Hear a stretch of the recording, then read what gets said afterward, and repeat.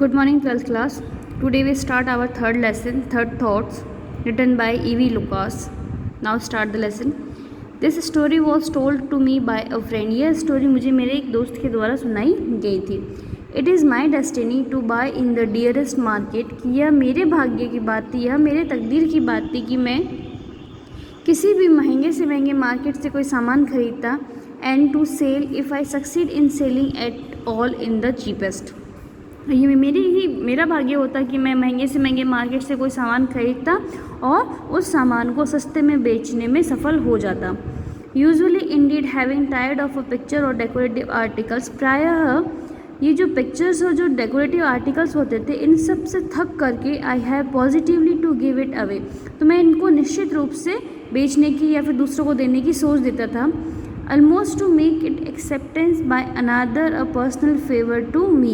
ऐसा लगता था कि जब तक कोई व्यक्ति जो है मेरे ऊपर कोई फेवर करना स्वीकार ना कर ले, यानी कि कोई व्यक्ति मेरे ऊपर दया देख कर के कोई सामान खरीद ना ले, और जैसे ही कोई खरीदने आता था मैं उसको सस्ते से सस्ते भाव के अंदर वो दे देता था. लेकिन ये मेरे साथ कभी कभार ही होता था. But the other day was marked by an exception to this rule so striking.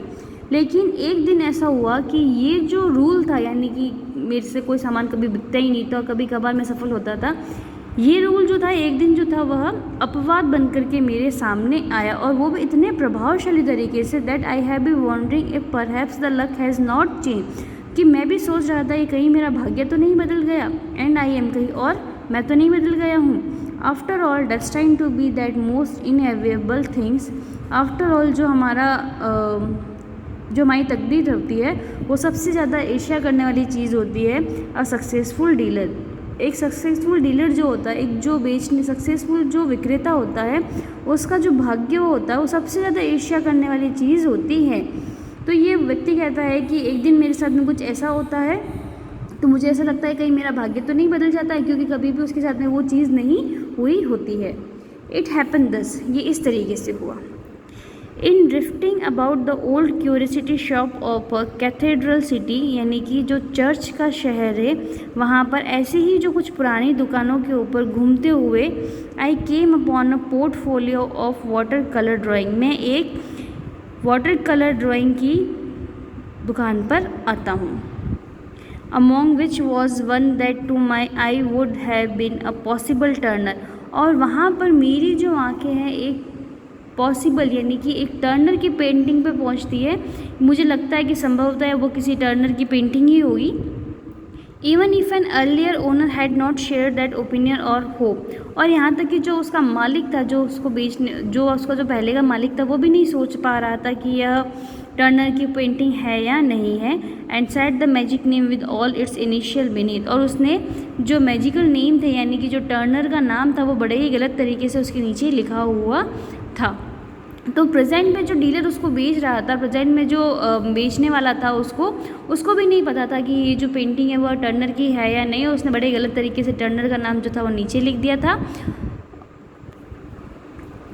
How much is this, I ask scornfully. मैंने बड़े ही तिरस्कार पूर्वक उससे पूछा कि इस पेंटिंग के कितने पैसे हैं, कितना अमाउंट है. Well said the dealer. ठीक है, डीलर कहता है, if it were a genuine Turner it would be worth anything. तो वो डीलर क्या बोलता है कि अगर यह असली टर्नर की पेंटिंग होती तो यह किसी भी कीमत पर बेची जा सकती थी. But let's say 10 shilling. लेकिन चलो इसको 10 शिलिंग में बेचता हूँ. You can have it for that. यदि तुम चाहो तो तुम इसको खरीद सकते हो. But I don't mind if you don't. लेकिन यदि तुम नहीं भी खरीदो तो मुझे कोई प्रॉब्लम नहीं है. Because I am going to London next week. क्योंकि अगले सप्ताह मैं लंदन जा रहा हूँ. And should take it with me to get an opinion. और मैं इस पेंटिंग को अपने साथ में ले जाऊँगा ताकि मैं वहाँ जाकर पता करके आऊँ कि यह टर्नर की पेंटिंग है या नहीं. आई पॉन्डर. मैं बड़े ही गहराई से सोचता हूँ, बड़े ही डीपली सोचता हूँ. Mind you I don't guarantee it, he added. तभी वो जो डीलर होता है वो बोलता है कि तुम्हें लेना है तो ले लो, क्योंकि मैं कोई गारंटी नहीं देता कि ये एक्चुअल में टर्नर की है या नहीं है.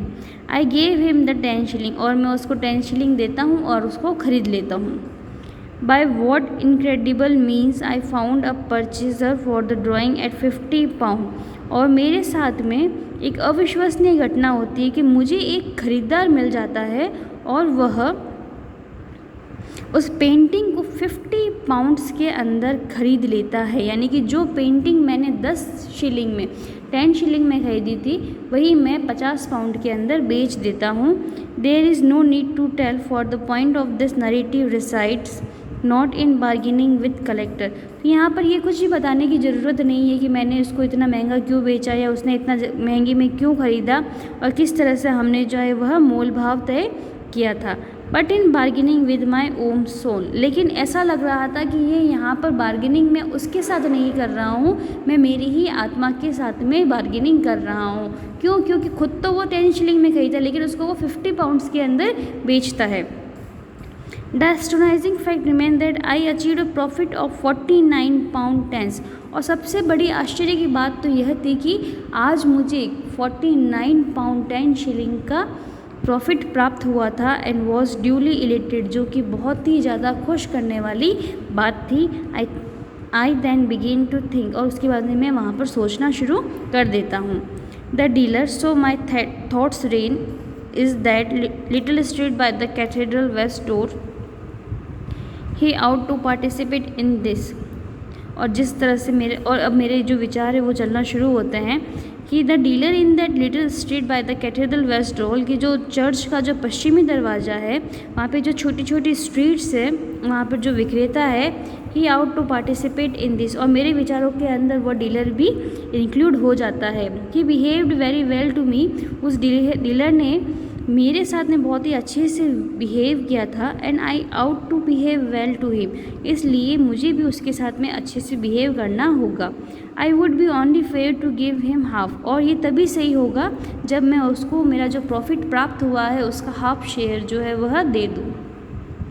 देर upon I set down and wrote a little note, और इसके बाद में मैं वहाँ बैठ जाता हूँ और एक छोटा सा नोट लिखना शुरू करता हूँ जिसमें मैं लिखता हूँ that the potential Turner drawing which no doubt he recollect, कि जो संभावित टर्नर की जो ड्राइंग थी जिसमें कोई डाउट नहीं उसको याद होगा, है turn out to be authentic, जो थी वह असली निकली है। तो वो पहले वाले डीलर को लोड लिखता है कि जो टर्नर की पेंटिंग मैंने तुमसे 10 शिलिंग में खरीदी थी वो जो पेंटिंग है वह एक्चुअल में रियल पेंटिंग निकली है। And I had great pleasure in closing him half of the proceed, और मुझे बहुत खुशी हो रही है कि मैं मेरा आधा हिस्सा जो है अपने प्रॉफिट का आधा हिस्सा जो है वो उसके साथ में शेयर कर रहा हूँ। As I consider that the only just course, और मुझे लगता है कि यही एक तरह से सभ्य तरीका होगा उसका धन्यवाद देने का। Having no stamps and the hour being late I did not post this, मेरे पास में क्योंकि कोई स्टैम्प नहीं था और बहुत ज़्यादा लेट भी हो गया था तो मैं उस लेटर को रात में पोस्ट नहीं करता हूँ। And went to the bed, और मैं वहाँ सोने चला जाता हूँ। एट अबाउट 3:30 AM, सुबह 3:30 के आसपास में आई वॉक वाइडली, अब मैं पूर्ण रूप से जाग जाता हूँ। एंड अकॉर्डिंग टू कस्टम, जैसा कि रिवाज होता है, begin to review my life error, और मैं मेरे दिन भर की जो गलतियाँ होती है उसके ऊपर सोचना शुरू कर देता हूँ। Which are in no danger of ever suffering from loneliness, जिसमें ऐसा कोई खतरा भी नहीं था, कितनी कोई डेंजरस भी नहीं थी कि वो एक आधी गलती बहुत ज़्यादा भयानक हो। यानी कि मेरी छोटी छोटी बहुत गलतियाँ होती थी, कोई एक आधी गलती नहीं होती थी जिसके ऊपर मुझे बहुत ज़्यादा पछताना पड़े।